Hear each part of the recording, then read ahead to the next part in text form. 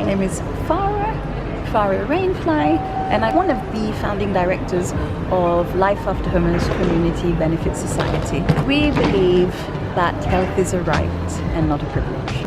What is your form of activism that you're doing? We do hands-on nutrition and cooking classes, and they're all low-fat and vegan. Yeah. So we teach people how to cook food, but it's more than just how to cook food. Right. It's how to stay healthy, how to cook using accessible produce, affordable ingredients. It's so much more. Have you seen any changes within your classes because of this? Yes, we have. What changes have we seen? Too many to name. Yeah. We had to include a category that said, I like the social side of the classes. Yeah. One thing that we say that we tackle is social isolation in our objects, as well as reducing health inequalities and improving the health of the public and tackling food poverty. And we say that we do all of this using an intersectional framework. We had to add in this category because a lot of people started to put on their forms, I really like that I get to meet like-minded people. I really like to come and meet people. I like the social side of it. So as well as ticking that they intend to adopt a plant-based diet, another category is I intend to adopt a low-fat vegan diet, or I intend to change my vegan diet to a low-fat vegan diet. Or I intend to include more fruits, vegetables, beans and grains into my diet, or I intend to cook more plant-based meals for my family. You get to see, because we track them thanks to their feedback forms, we get to see the changes that is happening for them. That not only are they starting to cook more, they're also starting to have health changes as well. So I think one of the top ones we found from 2 years ago was better digestion, increased energy and weight loss.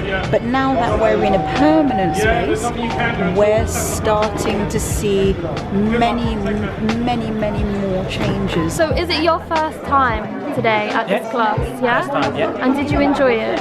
Really enjoyed it. Yeah? Shall I tell you the reasons why? Yeah, go for it. Please do. So, I'm not a very good cook, so one of the reasons why I'm here is to learn to cook. Second reason is I want to try and eat more meat free. So, the quality of the meat in where I live is not great. It's just slop. I generally do half vegetarian food every week anyway, but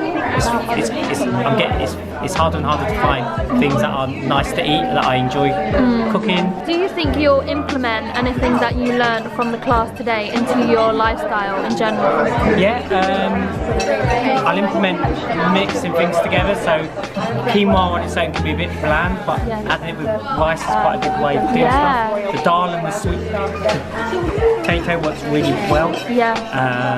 I think it could be good, so I definitely will. And it's quite easy to make, so there's no excuses. Yeah, amazing. And would you recommend anyone else joining these classes? Definitely, 100%. I mean, it's a great place to learn with others. The people are cool. You know, there's no excuses. Yeah. What do you hope to achieve with your cooking classes? To get people eating health-promoting foods, to get people to adopt low-fat vegan diets, low-fat plant-based diets, to get people to think about the environment, to think about where their food is coming from. So for example, you'll rarely see us cook with avocados in the class because we ask people to think about where does their avocado come from. Right. We ask them to think about the issues happening in New Zealand at the moment because of this over-demand on avocado. Not just the cooking, but where do my ingredients come from? Happiness, and as we call it in class, to be mindful, humankind. Your own bag's great. If you haven't, use these and take some tangerines, take some of the carrots, take the tomatoes. You've got the empty plastic bags there. Just use it to take it home. But please be mindful.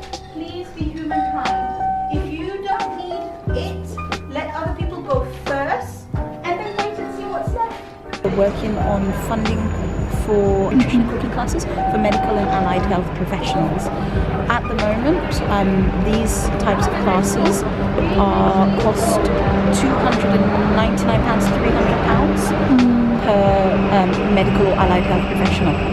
It's completely inaccessible. If you were to go to the pharmacist, or if you were to go to the people who do checks on new mothers, if you would say, hey, send your staff to one of these classes, they wouldn't be able to afford £300 to send their staff. So we're working on the development of these classes.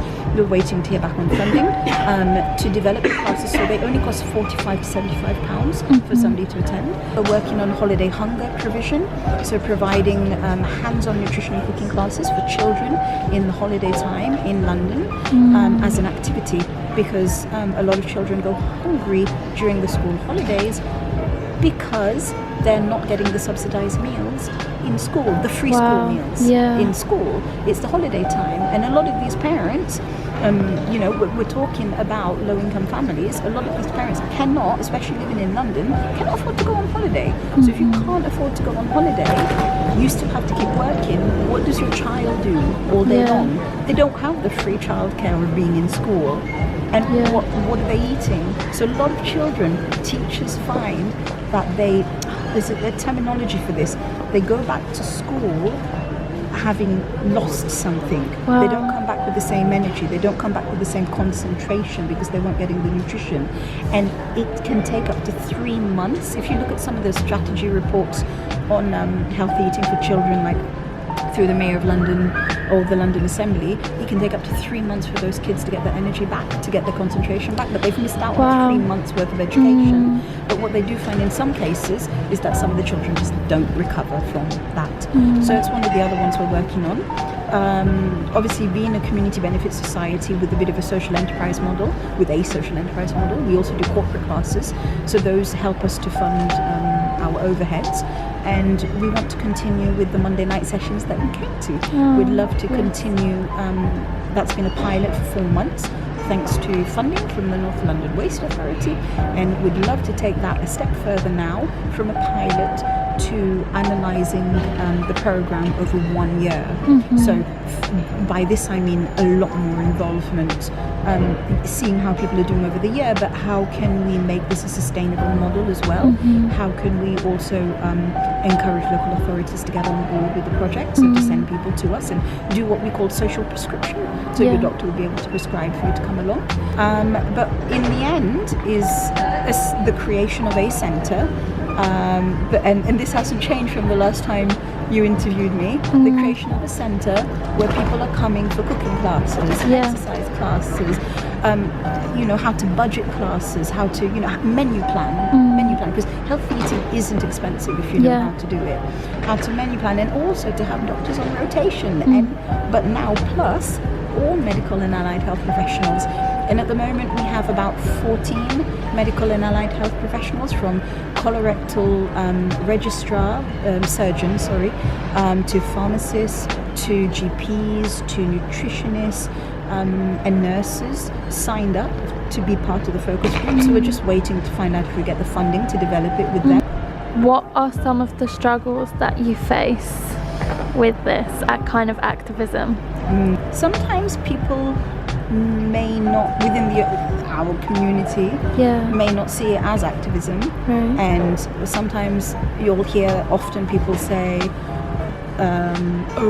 it's health, so people shouldn't go vegan for health, only for the animals, and that kind of disconnection, that I would say, thinking about the community, is the biggest struggle, is the lack of support with what we do, because it's not black and white. People need to think about a person's life. So for example, for a lot of people it's easy to go vegan, and they also, and I know some people will say, oh no, but I don't earn a lot of money, it's not easy for me. Sure, I hear you, but what I'm saying is also, for a lot of people, they don't have that support, and if you get them to start this journey with you, then it opens up a much wider vision for them. Yeah. Because then they get to meet people like you, so they Yeah. get to, and this is why I love that you come to our classes, because people then get to learn about the other side, Yeah. the activism that you guys do at London Vegan Actions, they get to learn about the Earthlings Yeah. experience. So I'd say that is a struggle, is the lack of support for what we do. There are amazing people who support us. The other things is something that I was talking to you about is people not sharing their platforms. I'm Yeah. not asking, give me space on your platform, Yeah. but just people not shouting about Yeah. things, projects like what we're doing, because what we're doing doesn't sell a product. Yeah. It doesn't get many likes. We think what we do is amazing, course. and we know that we've got, over 30 people attending our classes every week.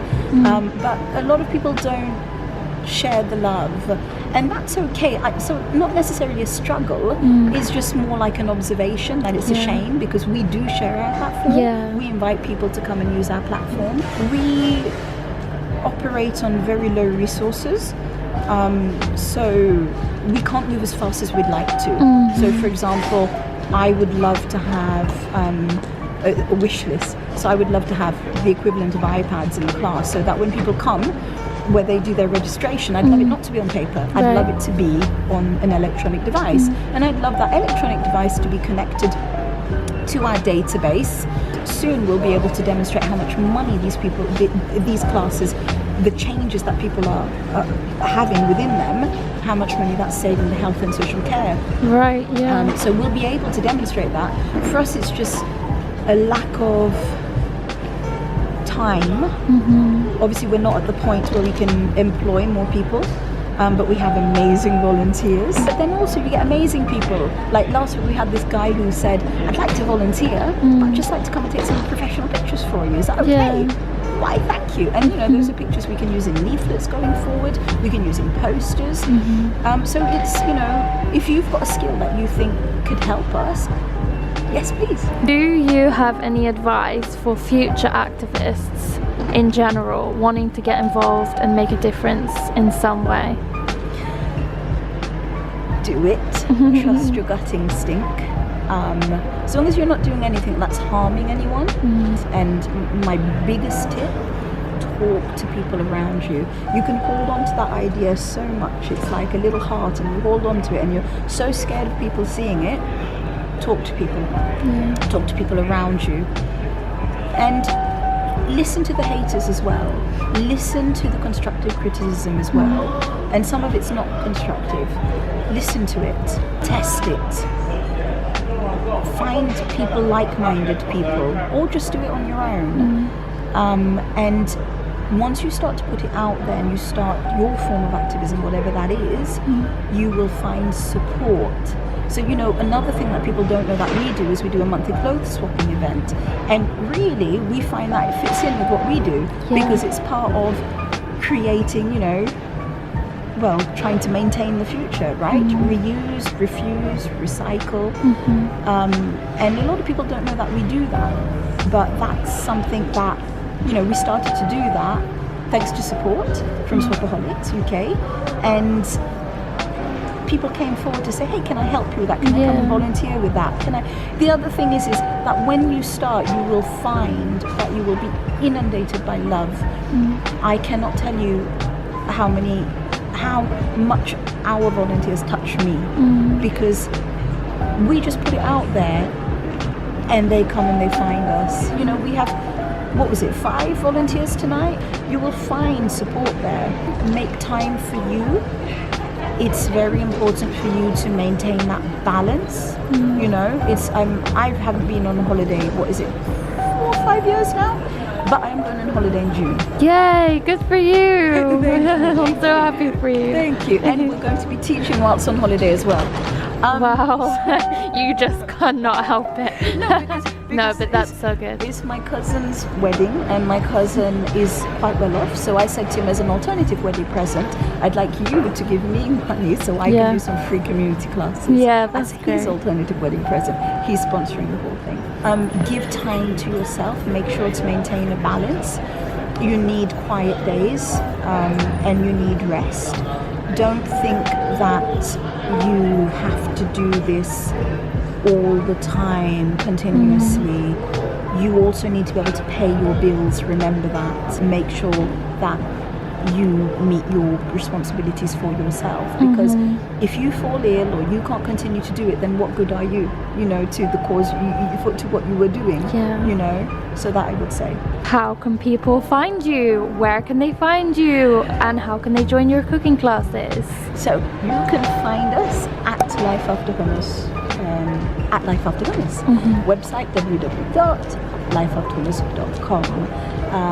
We are on Instagram, Facebook, Twitter, not very active, LinkedIn if you want a corporate class, and also we are on Meetup as well, and they're all at Life After Hummus. And if you want to join a cooking class, at the moment we have funding till the end of March for Monday nights, food waste prevention, cooking clubs, socials, nutrition and cooking classes, funded by the North London Waste Authority, and we have funding with them till the end of March. You are welcome to turn up at Somerstown Community Association, number 150 Ossulston Street, and that's behind the British Library. Turn up on a Monday at 6:30 and you can join our free hands-on nutrition and cooking classes.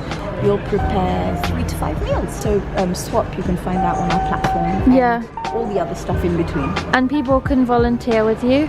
People can volunteer. If you have time to volunteer, we take a very natural approach to volunteering. So volunteering is not meant to constitute work.